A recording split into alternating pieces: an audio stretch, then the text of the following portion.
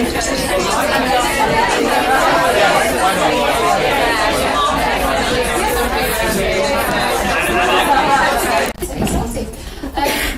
going to introduce tonight Martyn Andrews, and we are talking, or he is talking, to be more specific, on Russia and how best to deal with Russian clients, or everybody runs screaming out of the room, or how best to understand it.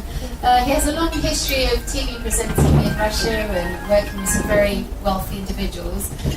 So I'll hand over to Martyn for his advice. Thank you. Thank you very much, ladies and gentlemen. Is that right? Yes. If you don't know who I am, thank you for the introduction. My name is Martyn. I'm originally from Liverpool. My accent was beaten out of me as a child. That's not true.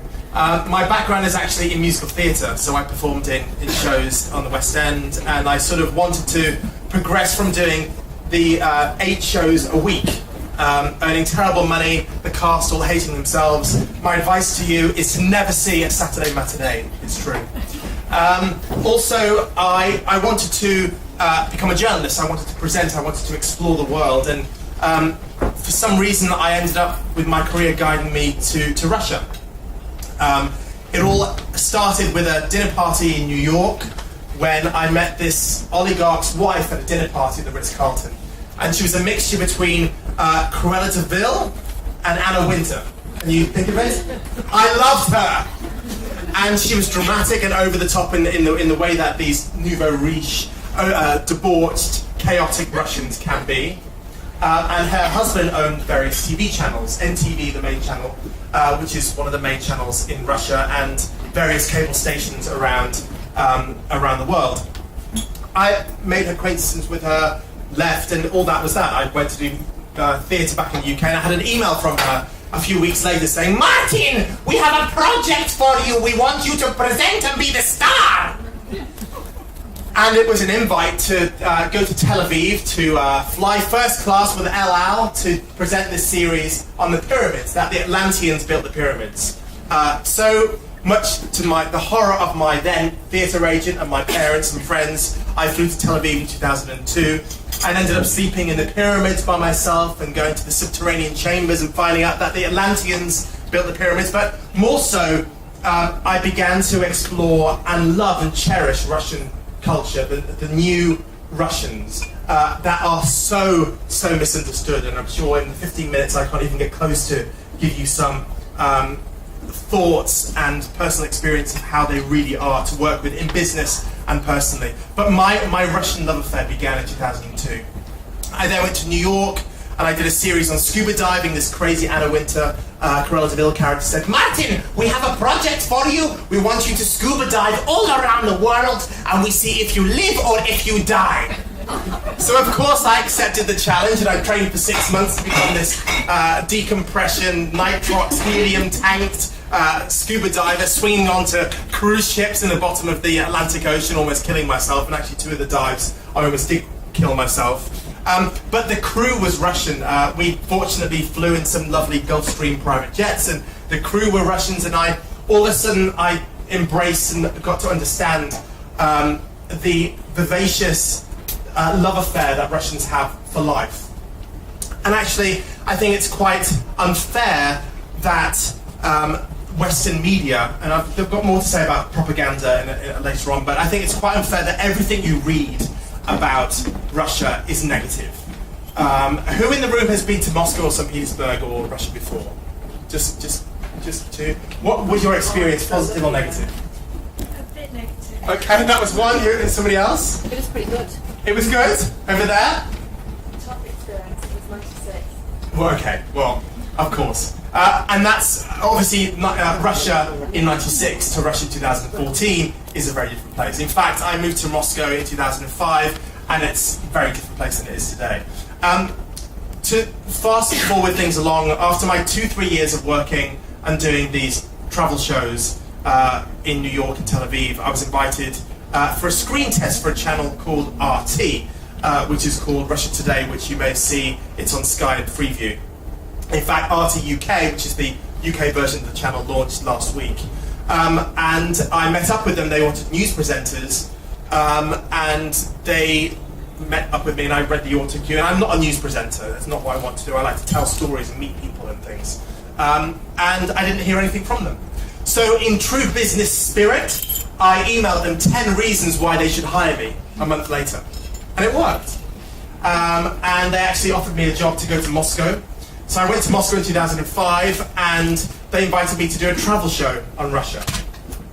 So for 3 years from 2005, every week I went to a different city in Russia.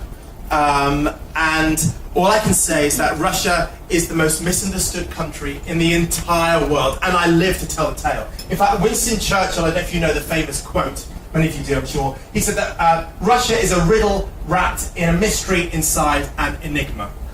And Russia has palm trees, Russia has volcanoes, Russia is minus 40, parts of it are minus 40 in the winter.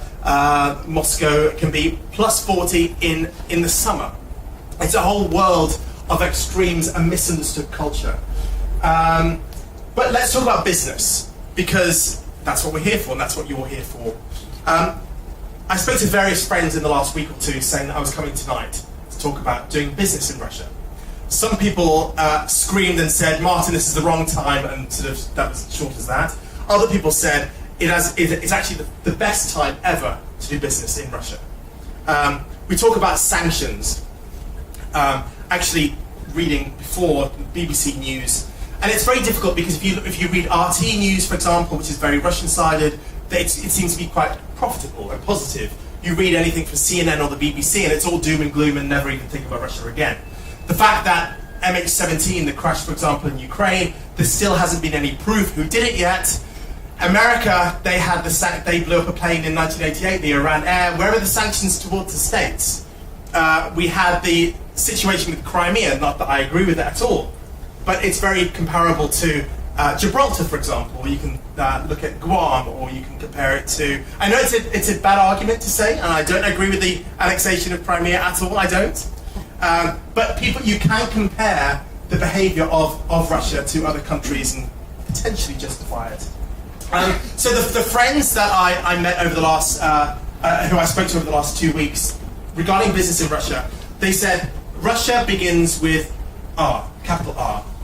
And when it comes to doing business in Russia, that's the very specific word and letter that you need to talk about, R. And that is for risk, of course, and reward. My lovely friend Katie Pilbeam presents, I'm going to move over there, presents the business program on RT. And I said, what would you do if you had £10 million today? And she said, out of all the BRIC countries, out of all the mint countries, she would invest in steel in Russia. At the moment, we've got sort of 25, the ruble is down 25%. In fact, it was terrible for me when I was working there earlier this year, because I was earning 25% less. Now I moved back to the UK 3 months ago, I get paid in pounds, which is quite nice. But actually, when it comes to foreign investment, even though you've got the stagnation of all this GDP and all the tumultuous affair, the politics, geopolitics to do with Russia, actually at the moment, it's the perfect time to invest. Many people say. You could run a mile, but other people say that. But what about the new Russian law that they can step in and take over foreign-owned investments? I think that's the whole point, isn't it? With Russia, when it comes to investing, it's all about risk. And you could put in 10 million, and the month later, they could change the law, and you're doomed. They have. Well, but at the same time, my friend Alex Striffin, who is a Canadian CEO, he said at various advertising companies, he said, quote unquote, he said, Russia is a terrible place to do business, but one of the greatest places to make money. So it's all about risk, isn't it? But they've been pretty clear about the risk recently if you're foreign, that you may well not have anything left anymore. But also the other thing regarding the rules and the politics in Russia, and I know that from personal experience, what is written down on paper doesn't always filter down into real life. And that's very, very true. And I can say from, even in my contract, for example, the contracts that I had with my TV station, just because there is a contract doesn't mean it's placed down does that make sense? In reality. And of course, sorry, Karen?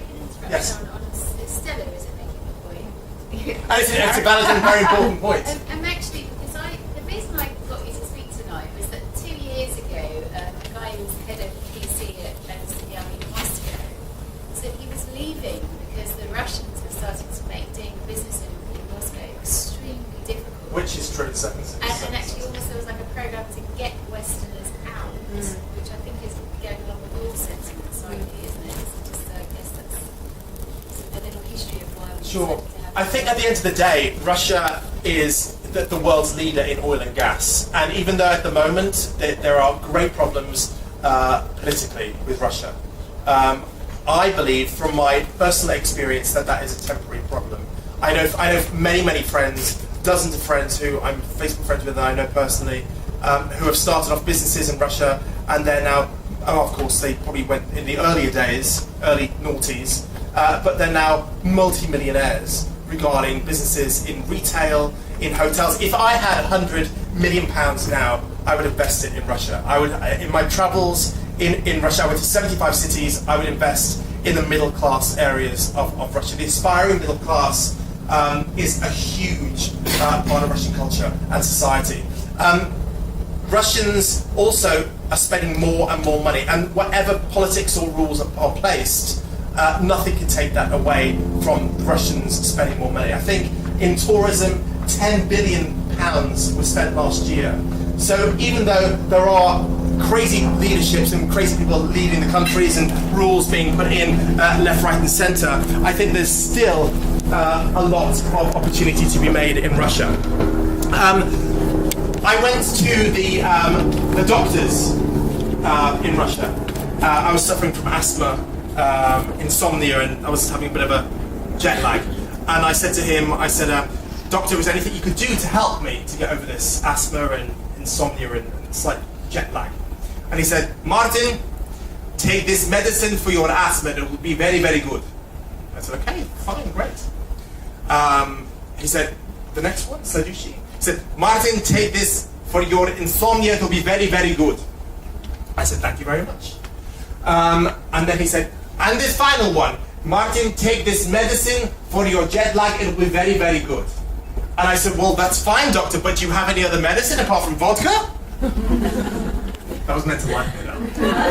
It kind of worked. So, despite the geopolitical stance regarding, Russia, I can say, having lived there, I lived there for 8 years, 10 months of my life. I find Russia a safer place to be than Moscow specifically, a safer city to be than London. You don't hear this on the news.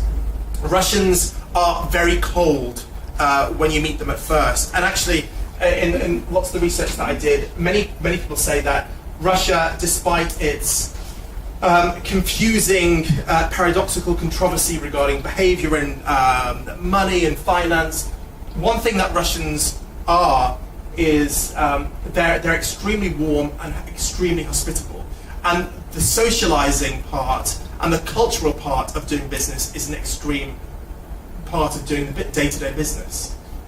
They may be late, they may answer their phones in cinema, they may seem to be rude, but actually Russians, once you've made a friend, you've made a friend for life. I was presenting from the Olympics in Sochi, and every business program I watched on CNN, every program that I watched or report from American channels or even channels in the UK were damning Sochi, saying it was a bad place, saying that the hotels weren't finished. But the reports that I did were, I think, really quite truthful. And it's with that also in business. I think that the hotels, maybe 10 weren't ready, 10 weren't finished, but actually 500 of them were. The security in Sochi was faultless, it was superb, and all the athletes that I interviewed from all around the world say that it was one of the best. Hello, Putin. Said it was one of the best Olympics they'd ever been to. And I think that's very, very similar to doing business in Russia as well. I think there are reports that you can read, again this morning and over the last week or two, I sort of went through pages and pages of Financial Times and Guardian and the BBC and then looked at articles in Russia. And at the same time, you've got that difference between now with the sanctions and the ruble being down is the best time to invest in steel. Stocks are at their lowest, so it's time to invest. And at the same time, you're very right to say, where they're scared of foreigners. But at the same time, we need Russia for the oil and gas, and they need foreign investment. So that's what I think. Any questions at all? Why have you moved back? Why have I moved back? I moved back in June this year. And it wasn't anything to do with sanctions or rules or laws. It was actually because I filmed everything there. I filmed in 75 cities. I went to Siberia. I lived with Eskimos. I filmed in every Moscow club. I interviewed every single businessman, businesswoman. I was in Sochi. I went to Kazakhstan last year to see the Soyuz spacecraft jetted off into space. I'd done it and bought the T-shirt. That's the answer to your question. Have you interviewed for Khodorkovsky? Yeah, thank you. I haven't, no, but maybe I will. That'll be interesting. Thank you. So thank you. I'm not sure we got to the bottom of the question whether it's good for corporates to be operating in Moscow, is it? Well, I would say that. Even from this sort of funny sort of seat change in the last 2 or 3 years. I would say that some people think that the current geopolitical climate in Russia is positive for investment. But at the same time, other people would say it's the worst time positive for ever. investment, but is it positive for companies that are operating in the sector who are going and trying to create business from Russians? I would say that personally, if I had money and I knew the mindset and the game playing of working with Russians and how Russians work, the answer is yes. But as a cold, calculated risk factor, the answer would probably be no. And that's the, again, the Russia's wrapped in the mystery and the enigma kind of aspect of doing business there. There are no rules. So it's all complicated. So it's not just complicated, it can be 100% profitable and 100% failure. And at the same time, one of my friends said she would put her money in stocks in steel in Russia. Okay, so you have no clear answers there. But then the answer is that there are endless spectrums of possibilities. I see. It's they call it the Wild East, don't they? Not the Wild West. Of course, but if you wanted me to come tonight and say and do business in Russia because it's perfect, it's great, the GDP is on fire, the ruble is down, so you must invest, that would be foolish and wrong of me to say that that is a good thing to do. But at the same time, it's the best thing to do because the ruble is so low, because there are the sanctions. And so I think tread carefully is. All of you would always tread carefully. Tread carefully, but I think we're on safe territory. But it's about risk and reward. And question over there. So, my question is, cross-culturally, how do you deal with Russians? Okay. Because I think That's very important. Russians are very, very on the surface very difficult people. I mentioned before that they if you have a business meeting for 10 o'clock in the morning, they will arrive when they want. In fact, they can cancel. In fact, I went to film in Siberia many times, and we'd organised to film at a beer factory, and we travelled there with a 6-member crew, and they all of a sudden cancelled on us. So Russians are difficult, chaotic, disorganised, and again, my friend said they're lousy to do. It's a lousy place to do business in Russia, but actually they're almost the most profitable. And there's that awkward, paradoxical, extreme -40, +40. Regarding culture in Russia, Russian society is very traditional, and also in the last 20 years. And lots of the Western media don't mention the fact of the Soviet Union and what they've been through. And it's very, very important. You have to realise that religion was banned for the best part of the last century. And since the rise of the Orthodox Church, you've got all of a sudden all these people partying with endless money with all these Russian Orthodox crosses on them. So again, it's the contradiction of society. And indeed, it's the contradiction of what I'm saying tonight regarding business. They're very traditional. For example, you have to give people gifts. You have to give them an odd number of flowers, not an even number of flowers. Even number of flowers are used for funerals. They're very traditional in the fact that you can smoke where you want. It's a very lawless society, which, again, its pros and cons. I had a contract with my TV channel, but all of a sudden, from the 1st to the 10th of January, which is Russian Christmas because it's the Orthodox calendar, it was off. It was extra. So all of a sudden, I had these 10 days extra off in my calendar that I didn't know about, and it wasn't listed in my contract. That's very much Russian mindset and Soviet mindset. There's all these hidden extras, but actually, I gained from that. And also in Russia, we have the 13th month salary, which goes back to the Soviet times. And at Christmas, in the communist times, everybody used to get the 13th month salary as a bonus for Christmas. Again, that's nowhere in any kind of contract at all, but it's expected in Russian society that you get the 13th month salary, which as a Westerner, as a foreigner working in Russia, it's a great surprise. It's not written down anywhere. So there are many cultural aspects where foreigners can win and can gain regarding Russian culture and social behaviour. But one thing I will say is do not take Western media with a bit of a pinch of salt, because many people writing these articles have never even been to Russia in the first place, and they're relying on these Cold War images and somebody writing a Guardian article in Shoreditch or wherever they are about images of what Russians appear to be. In fact, I've made hundreds of friends with Russians, and I would do business with them tomorrow. I'm going to grab that from you. I'm not sure I told you this, but I'm going to get Martyn to come and sit at each of the tables as usual and answer your questions as he's sitting down. And we're going to serve the food now. So thank you, everyone. Thank you, Martyn. Yes, and one last thing.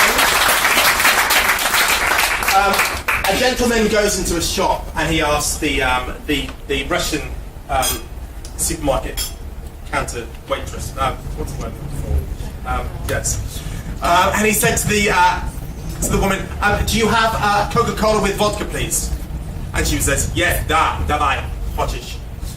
And he came back half an hour later and he said, can I have Coca-Cola and a bottle of vodka, please? Fine. Took it, went. An hour and a half later, he came back and he said, can I have a bottle of vodka and a bottle of Sprite? It seems that Coca-Cola is making me sick.